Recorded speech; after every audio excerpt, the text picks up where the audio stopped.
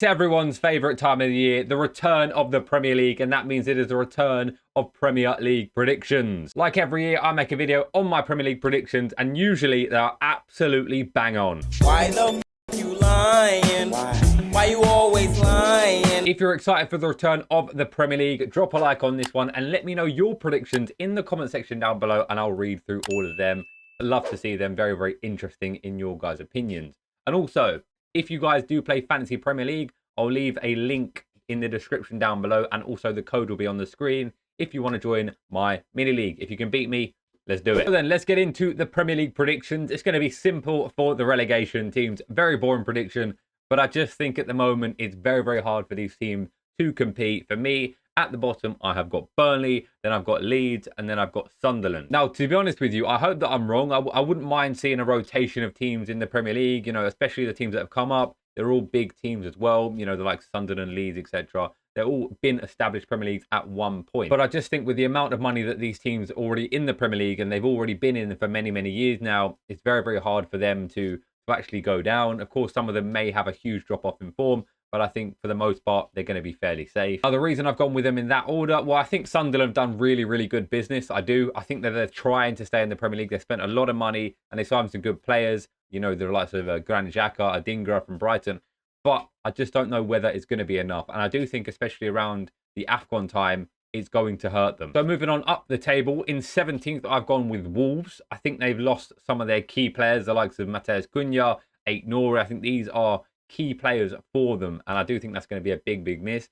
I like the manager, though, and I don't think they're really going to be at risk of going down. I do have them as the lowest Premier League surviving team, but they could potentially go higher. You know, I do like Strand Larsen. He's a decent little striker. I think he'll get a good amount of goals. And maybe I'm potentially underrating them a little bit here, but I've gone with them in 17th due to the fact they've lost their talisman in Cunha. One spot above them, I've gone with Brentford. Now, to be honest with you, these could have been in 17th. And to be honest, maybe even they're fighting the relegation. I don't know. I just think that they've lost so many of their good players. And Wissa as well, potentially. There's a big fuss about him potentially going to Newcastle, him not being happy. Although I think he's back in training now. I could be wrong on that. A lot of changes in that side. Kelleher brought in, good signing there. I think their backline's very, very solid as well. And I do think that they'll have enough to be in the Premier League next season. Solid club. I know exactly how they run their club. It's very well run. So yeah, I don't think they're going to go down, but I don't think they're going to have like a really good season. With the next three spots, I've gone with West Ham, Bournemouth, and then Fulham. So let's start with West Ham. I don't think they've done enough business in the transfer window. That the Juve looks exciting at left back, you know, but to be honest with you, I think Graham Potter needed more. And if they do make some more signings, of course, the transfer window is still open. They could go ahead and make some more later on in the window. If they do that, they could go higher. But for me at the moment, I've gone with them in 15th. And just above them, I've got Bournemouth. I think Bournemouth, they have lost a lot of their good players, especially the back line. I mean, fair play to them. I mean, if that's what you call a great business model, isn't it? They signed these players and given them a chance, and then they've gone and sold them to the best clubs in the world. So Barney's gone to PSG, the best team in the world, and Dean Huijsen has got himself to move to Real Madrid. I mean, that was their starting centre-back partnership. That's insane, in my opinion, that team had a partnership that is some of the best centre-backs in world football. Very, very impressive. But yeah, of course, they did lose them. And Kirkez as well gone to Liverpool. So yeah, the whole back line has been a bit demolished, but I think Bournemouth, great manager. I really like the manager. They've kept a lot of their attacking players. Evan Nilsson, good player. Semenyo signed a new contract. I think they're going to be all right. I think they might have a decent season. And then just above them, I've got Fulham, an established mid-table level Premier League team. Great manager. I do really like Marco Silva. And yeah, they kept most of their players. I don't think they've done too much business from what I've noticed. So yeah, it's a lot of the same players. But I think for them, that's all right. I think they're going to get around that mid-table-ish mark. Now, just above Fulham, I've gone with Crystal Palace. Of course, they did just beat Liverpool in the Community Shield. Great win for them, of course, on penalties. But yeah, I do like a lot of the players they've got. However, a lot of them are linked to go away. The Mark Gahey to Liverpool links are back, and it looks like that's probably going to happen. Eze has been heavily linked with the likes of Arsenal and now Tottenham getting into the race as well. So yeah, if they lose Eze and they lose Mark Gahey, two absolutely key players for Crystal Palace, it could be bad for them. But I've got them in 12th. I don't think they're in any risk. I think they're going to be, you know, they're an established team in that mid-table. I think Mateta's going to score goals. I like the likes of Ismaila Sarr, you know, Munoz, especially attacking down that right fullback position. It's a good team, and I don't think they're going to be in any trouble. But I do think the addition of having European football will hinder them. Into the next position, I've actually gone with Nottingham Forest. Now, a few of you may disagree with that one, but I do think there's going to be a bit of regression. You know, I don't think Chris Wood is going to go ahead. This might bite me. I don't think he's going to go ahead and get as many goals as he did last season. Not that he's going to have a bad season at all, but yeah, I don't think he's going to have as good of one. They did lose Anthony Elanga, but they did manage to keep Gibbs White, which is fantastic for them. I think they're going to have a good year. They are in the Conference League, I believe, or is it? Yeah, no, sorry, they're in the Europa League. That also might have an impact with them, but I think, yeah, solid mid-table. I don't think they're going to be pushing the likes of the Champions League football, etc., like they were last year when they did unfortunately fall off at right near the end. In 10th position, in the very mid-table, I've gone with Brighton. Now, Brighton are a very, very well-run club. I like the manager. I like a lot of their players, but I don't know how well they're going to do this season. I always feel like I underrate Brighton. Every time I put them in a certain position, they end up going higher. But yeah, I do think they could do higher, to be honest with you. They could. Very good team. A lot of good players. Yeah, Brighton, they lose a player. They sign a player that's just as good, if not even better. Fantastic scouting network that they've got. Baleba, of course, is linked with Manchester United. If they lose him, that would be a big, big miss. But I'm not sure that move will happen or not. It depends on the finances, of course. Regardless, though, I think Brighton, very, very good team. Could be a lot higher than 10th. Might even push into the European spots. Who knows? It's what Brighton do. They're good. Now, this one I'm pushing about out there a little bit, I think. I think I've put this team a little bit higher than a lot of you will have. In 9th position, I've got Everton. I don't know why. I think, and to be honest with you, I think they might be higher. I think they're going to have a very, very good year. I just have that feeling. I think I like the business they're doing. They've got some already good players in there. Very well-established Premier League players as well. The likes of Tarkovsky. You know, Branthwaite in there with the back line. They're very, very well set up and they concede a low amount of goals. David Moyes, of course, a very, very good manager.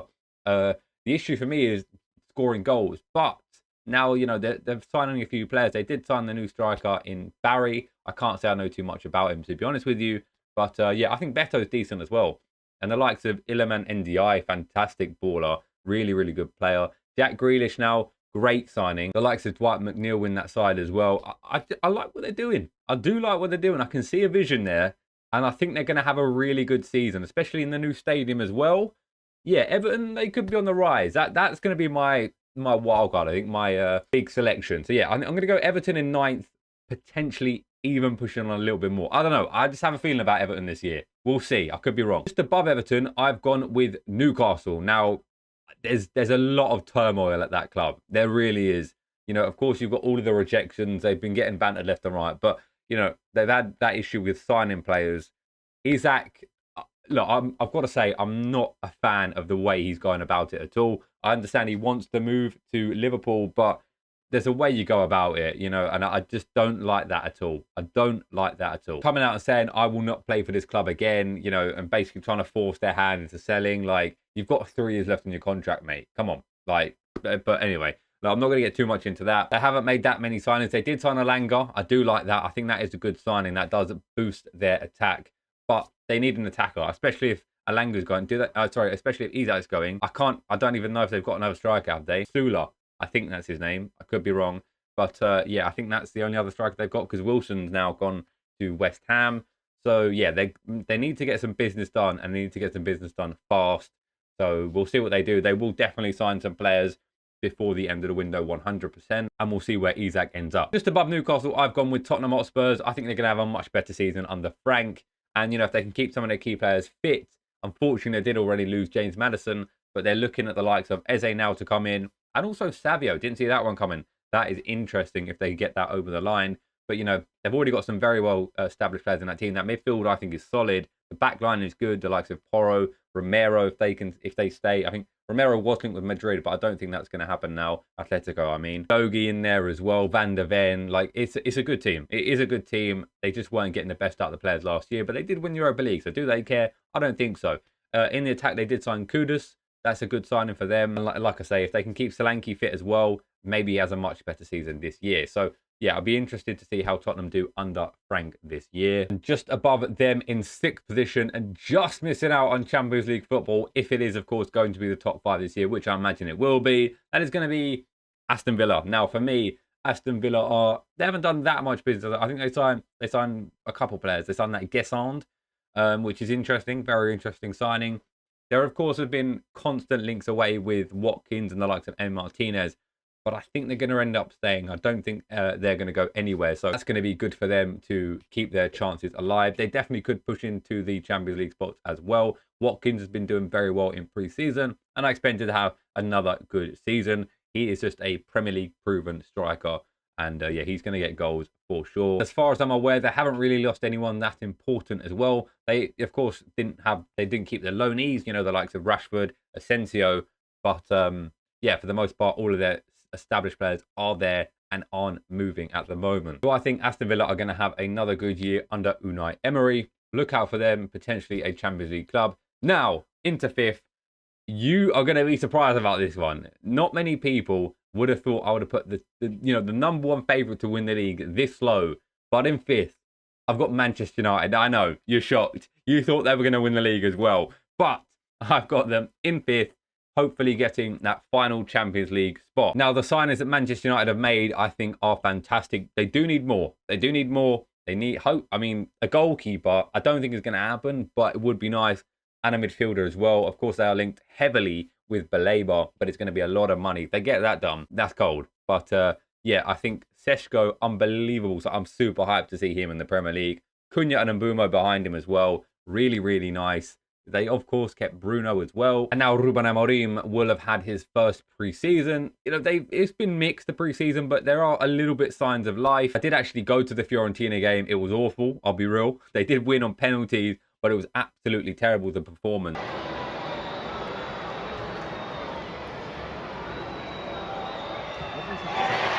You could see that they were missing a few parts, but one of those being the striker. So yeah, with Seshko in there now, I think he's going to have a really good season, but you can't expect too much. He's a young guy coming into his first season in the Premier League. He needs to bed in so we can see how well he does. But I'm hoping that Manchester United, there's no excuses now, really. There is no excuses for Ruben Amorim not to go ahead and kick on and have a really good season. I mean, they can't do any worse than last year, can they? I think fifth place, Champions League football back for Manchester United. Who says no? Probably all of you. And now the top four that everyone predicted. It's the same four teams, which is to be expected. In fourth, I've gone with Chelsea. It was always going to be, I think, Chelsea. They definitely could go higher. I think their squad is insane. The depth that they've got. They're still looking to make new signings as well. Like if they can get Xavi Simons. They are looking at Garnacho as well. That looks like that's going to get over the line fairly soon as well. But I think Chelsea are definitely one to watch, especially in the cup competitions. I think Enzo Maresca doing a good job. He just is doing a good job. There was a lot of skepticism about that, but he's won them the Club World Cup. He won them the Conference League, which, you know, it's nothing to shout about, but he did win and he did get them top four. So he's done a great job so far, and we'll see how Chelsea kick on. But I think top four, you know, is probably locked in for them. Whether it's going to be fourth, third, second, it's up to you. I don't think they're going to be challenging for the title, though, personally. In third, I've gone with Pep's Man City. I don't think they're going to be challenging the top two. I'll be real. I don't think they are. I think they're locked in essentially for that top four. I think, but I think they could interchange with Chelsea. I don't think they're going to be in a title race come near the end. Of course, I think Haaland's going to have a good year again. I think he's having a better year than last year. They've made some good signings, like Ryan Cherki. Reinders looks like a quality signing. I'm just not sure if they're going to be able to push the likes of Arsenal and Liverpool in a title race. Now the top two. In second place, I've gone with... It's Arsenal again. It's Arsenal again. But I think this one's going to be much, much closer this year. I really do. I think the signing of Gyökeres is smart. It's what they need right now. You know, they, of course, were linked heavily with Benjamin Sesko. They want someone who's ready now to go ahead and absolutely smash it. I think he hits 20 goals at least in the Premier League. I just have a feeling he's going to hit the ground running. Hopefully not in the first game of the week against Manchester United, because, of course, we're going to win that game comfortably. But, yeah, I think Arsenal are going to have a really, really good season. The only downside I would see for Arsenal is, personally, I would have signed the left wing. Now, Martinelli... He started his Arsenal career, you know, and he looked like he was going to be the next big thing. Like, he started really well, but he's just fallen off. Last season, I thought he was really bad. I think Odegaard needs to have a good year. He wasn't as good last year. A lot of Arsenal fans weren't happy with him. So, yeah, I think they need to, of course, get back to that level. But I do think they're going to have a really good season. Saka is going to be pivotal to that. Their backline, the best in the league, isn't it? I think Arsenal are going to have a great year. And I think they'll do well in the cup competition as well. I think they'll have a decent run in the Champions League, but we'll talk about that probably in a bit. And then the title winners, I think they're going to go back to back. It's going to be Liverpool. I mean, the signings they've made, this is one of the best transfer windows we've ever seen. It is insane. Frimpong, Kerkez, Wirtz, if they get Isak over the line. Like, these are insane signings. Also looking at getting Mark Gahey as well. I just think it's going to be tough to beat, you know. They are the landmark right now that you want to hit. They were brilliant last year, and I think they're going to have another brilliant year as well. If they manage to get Isak over the line, I don't know how close the title race will be, but yeah, I think it'll be not as close as it would be if they didn't. But I do think Ekitike will score goals. I think he's going to score goals for fun, especially in that attack. I think Gakpo's going to have a great season. He looks good in pre-season. Salah, it's just Mo Salah, and I don't think he's going to be as good as last year, but last year's numbers were absolutely insane. I think he's going to have a good year, though, 100%. Wirtz, very interested to see how he does. I think he's going to have a good season, and it's a very exciting player to have in the Premier League. Shame it's at Liverpool, but yeah, I'm very interested to see how he plays, how he fits into that team. I think he'll do really well for sure. The midfield already very good. The likes of Gravenberch, McAllister. Backline, I mean, it's fairly new, isn't it, now with the two new fullbacks, but they look good. Kerkez is already proven, really good left back. Frimpong, I'm interested to see how that works because he's someone who likes to bomb forward.